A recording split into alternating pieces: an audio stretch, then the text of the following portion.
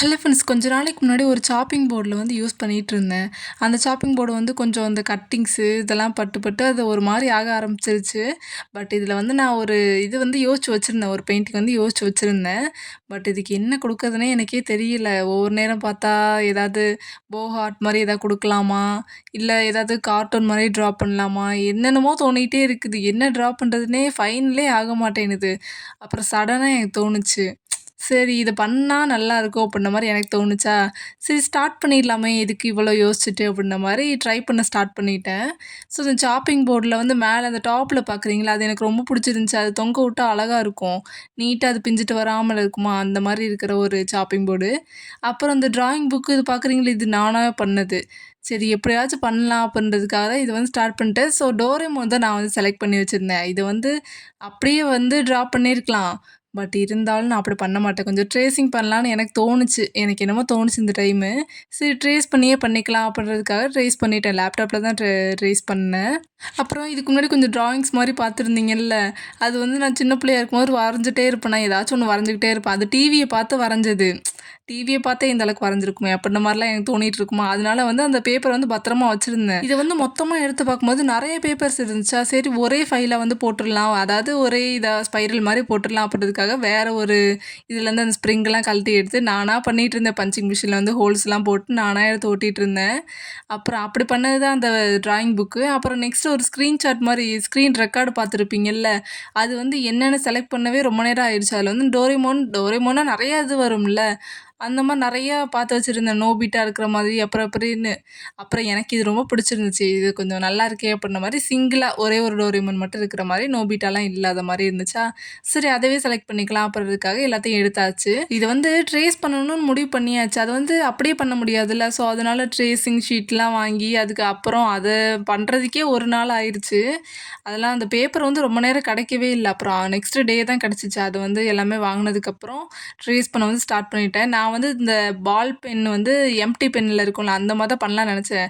அப்புறம் அத விட இது கொஞ்சம் நல்லா இருந்துச்சு. அந்த நீடில் மாரி இருக்கும்ல, இந்த பிளாஸ்டிக் நீடிலு. பெரிய நீடில் இருக்கும்ல, அதுதான் நான் வந்து எடுத்துக்கிட்டேன். அது வந்து இந்த பிடிச்சு பண்றதுக்கு வந்து ஈஸியா இருந்துச்சா, ஸோ அத வந்து எடுத்துக்கிட்டேன். அப்புறம் 4 சைட்லயுமே வந்து செல்லோ டேப்லாம் நல்லா ஸ்டிக் பண்ணதுக்கப்புறம், அந்த ட்ரேசிங் ஷீட்டு, பேப்பரு எல்லாத்துக்குமே ஸ்டிக் பண்ணிட்டு, அத வந்து ட்ரேஸ் பண்ணி எடுத்தாச்சு. எங்க ட்ரேஸ் பண்ணேன்னு எனக்கே தெரியல. அது என்னன்னா ஏதாச்சும் ஒரு பேனாவோ சம்திங் ஏதாவது ஒண்ணு பண்ணா, அது மேல இன்னொரு வந்து அச்சு விழும். அத வச்சு கண்டுபிடிச்சிடலாம். இது வந்து சும்மா பண்ணதா, சுத்தமா தெரியல எனக்கே. அதுக்கப்புறம் சரி ஒரு 2, 3 இது பண்ணி பார்ப்போம். கரெக்ட்டா வந்துரும் அப்படின்றதுக்காக சும்மா எடுத்தேன். பரவால்ல இந்த அளவுக்கு வந்திருக்கே! அப்படின்ற மாரி வந்து எனக்கு தோணுச்சு. எல்லாமே ட்ரா பண்ணி முடிச்சதுக்கப்புறம், இந்த ட்ரேசிங் ஷீட்ட வந்து வெளிய எடுத்ததுக்கப்புறம் பார்க்குறேன், சூப்பரா இருந்துச்சு.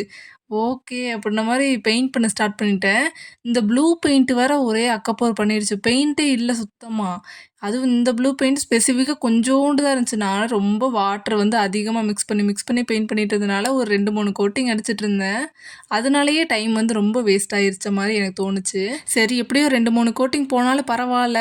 எப்படியாச்சும் நல்லா நீட்டா பண்ணி எடுத்துறணும் அப்படின்றதுக்காகவே யோசிச்சுட்டே பண்ணிட்டு இருந்தேன். அப்புறம் இந்த ப்ளூ போர்ஷன் வந்து எல்லாமே கம்ப்ளீட் பண்ணி முடிச்சாச்சுன்னு, இந்த ஒயிட் எடுத்தா, சரி ஒயிட் தான் நெறையா இருக்கு அப்படின்ன மாரி யோசிச்சா, ஒயிட் பெயிண்ட் பண்றேன். சுத்தமா அது ரொம்ப லைட்டா இருக்குது. அந்த ப்ளூவ கம்பேர் பண்ணும்போது ரொம்ப ரொம்ப லைட்டா இருக்குது.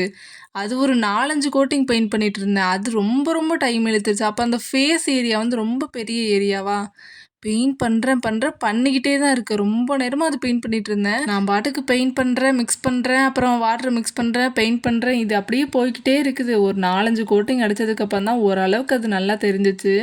வாட்டர் அதிகமா மிக்ஸ் பண்ணிட்டேனா, இல்ல எனக்கே ஒண்ணும் புரிய மாட்டேன்து. எப்பயுமே நெறைய டைம் வந்து பெயிண்ட் பண்ணியிருக்கேன். பெயிண்ட்லாம் பண்ணாம இருந்ததில்ல. பட் இருந்தாலும் எனக்கு இது கொஞ்சம் ரொம்ப டிஃப்ரெண்ட்டா தோணுச்சு. சரி எப்படியோ ஒயிட் போர்ஷன் வந்து இப்போ 4, 5 கோட்டிங் அடிச்சு முடிச்சுட்டேன் எப்படியோ. அப்புறம் இந்த ரெட் கலர் அடிக்க ஸ்டார்ட் பண்ணா, அது ஃப்ரேம் வந்து சாயுது, ஃபோன் விழுகுது, ஒரே சரியில்லையே சகுனமே அப்படின்ற மாரியே இருந்துச்சு.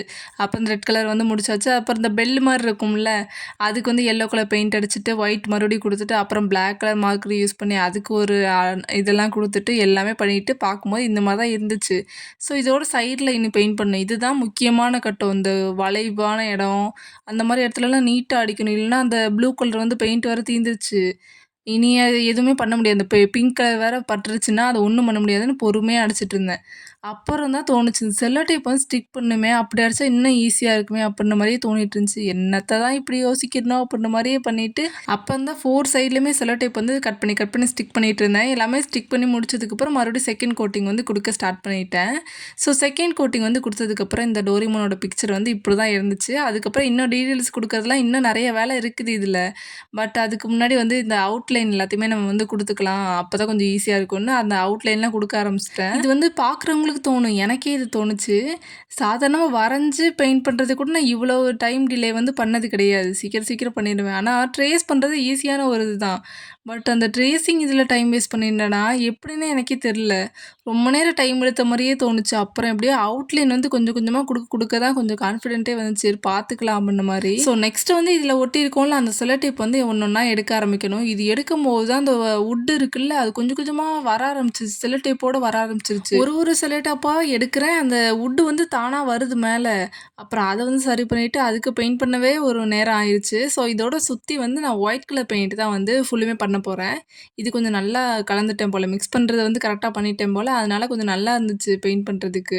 கொஞ்சம் ஸ்மூத்தா அந்த ஒயிட் கலர்லயே கொஞ்சம் அடிபட்டேன் மேல வந்து.